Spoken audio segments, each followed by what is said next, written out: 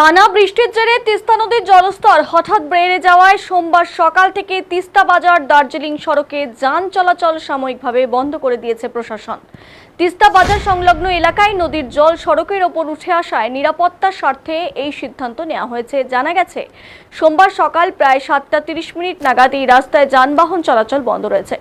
প্রশাসনের পক্ষ থেকে যাত্রী এবং চালকদের বিকল্প রুট ব্যবহার করার পরামর্শ দেওয়া হয়েছে এবং জল না নামা পর্যন্ত এই পথেই যাতায়াত এড়িয়ে চলতে বলা হয়েছে। স্থানীয় বাসিন্দা বিমল তিরুভার দাবি, বর্ষা এলেই তিস্তা এলাকার মানুষকে একই সমস্যার মুখোমুখি হতে হয়।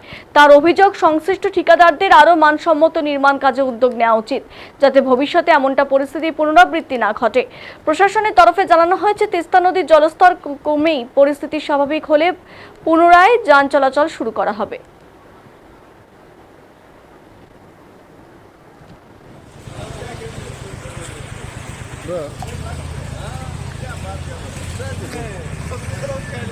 कुनै पनि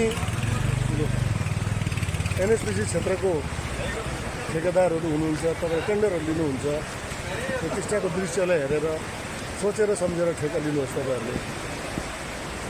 किनकि कुनै पनि ठेकेदारले आफ्नो प्रफिट हेर्नुहुन्छ होला, सायद गाउँ बचाउ पनि हेर्नुहुन्छ होला, तर टिस्टाको सुरक्षा, टिस्टाको जनताको सुरक्षा, टिस्टाको बाटोघाटोको सुरक्षा, त्यो कुरोलाई विशेष ध्यान गरेर लिनुहोस् तपाईँहरूले। यही हाम्रो बिन्ती छ। हेर्नुहोस्, हामी रात परेपछि आज रातभरि पानी पऱ्यो, रातभरि सुतेको छैन। यसरी हाम्रो अवस्था छ। त्यो अवस्थालाई तपाईँले ध्यान दिनुपर्छ। टिस्टाको अनि कोही पनि कालिम्पोङबाट दार्जिलिङ जानुहुन्छ या दार्जिलिङबाट कालिम्पोङ जानुहुन्छ,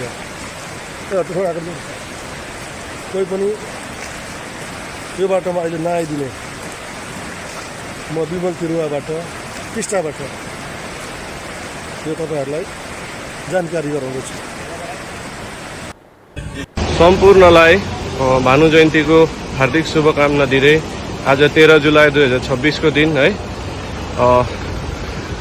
टिस्टा पुलमुनिको रोड एकदमै पानी बढेको कारणले गर्दा ठप्प भएको छ र जो कोही पनि यो रोडबाट यात्रा गर्नु सोचिरहनु भएको छ भने कृपया गरेर आज यो बाटो अहिले फिलहालमा बिहानको 8 बजे